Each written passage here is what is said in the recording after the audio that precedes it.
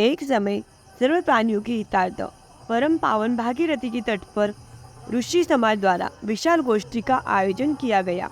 इस सभा में व्यास जी के परम शिष्य पुराण वेत्ता सूत जी महाराज हरि कीर्तन करते हुए पधारे। सूत जी को आते हुए देखकर शौनक आदि 88,000 ऋषि मुनियों ने खड़े होकर दंडवत प्रणाम किया। महाज्ञानी सूत जी ने भक्ति भाव से ऋषियों को हृदय से लगाया तथा आशीर्वाद दिया। विद्वान ऋषिगण और सब शिष्य आसनों पर विराजमान हो गए।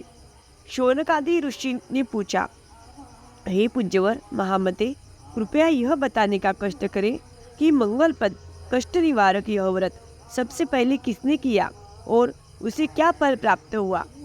श्री सूत जी बोले, आप सभी शिव के परम भक्त हैं। आपकी भक्ति को देखकर मैं व्रती मनुष्यों की कथा कहता हूँ। ध्यान से सुनो। कथा कहने के पहले अगर चैनल को आपने सब्सक्राइब नहीं किया है तो प्लीज़ सब्सक्राइब करें, लाइक शेयर करना भी ना भूलें। चलिए शुरू करते हैं रवि प्रदोष की कथा। रवि प्रदोष व्रत की कथा के अनुसार एक गांव में अधिदीन ब्राह्मण निवास करता था। उसकी साध्वी स्त्री प्रदोष व्रत किया करती थी। उसे एक ही पुत्र रत्न था। एक समय की बात है, वह पुत्र गंगा स्नान करने के लिए गया।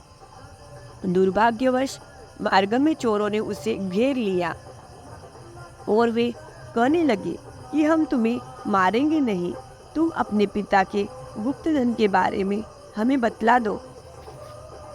बालक दीन भाव से कहने लगा कि बंधुओं, हम अत्यंत दुखी दीन हैं, हमारे पास धन कहाँ है।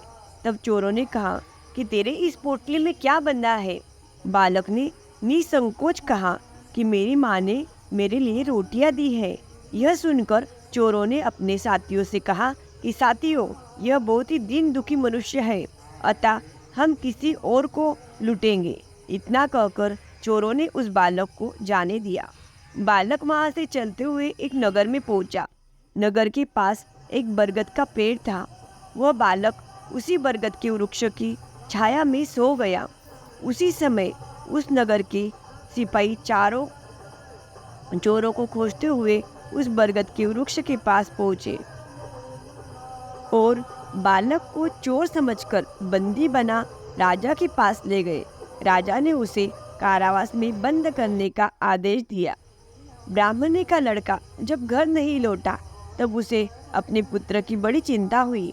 अगले दिन प्रदोष व्रत था।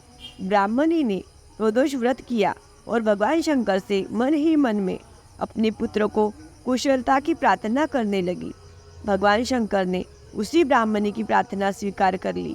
उसी रात भगवान शंकर ने उस राजा को स्वप्न में आदेश दिया कि वह बालक चोर नहीं है, उसे प्रातःकाल छोड़ दे, अन्यथा उसका सारा राज्य वैभव नष्ट हो जाएगा।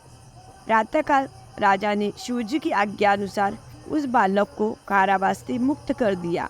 बालक ने अपनी सारी कहानी राजा को सुनाई। सारा वृत्तांत सुनकर राजा ने अपने सिपाहियों को उस बालक के घर भेजा और उसके माता पिता को राज दरबार में बुलाया। उसके माता पिता बहुत ही भयभीत थे। राजा ने उन्हें भयभीत देखकर कहा कि आप भयभीत न हो, आपका बालक निर्दोष है। राजा ने ब्राह्मण को 5 गांव दान में दिए जिससे कि वे सुखपूर्वक अपना जीवन व्यतीत कर सके। भगवान शिव की कृपा से ब्राह्मण परिवार आनंद से रहने लगा। अतः जो मनुष्य रवि प्रदोष व्रत को करता है वह सुखपूर्वक और निरोगी होकर अपना पूर्ण जीवन व्यतीत करता है तथा उसके जीवन में खुशहाली आती है।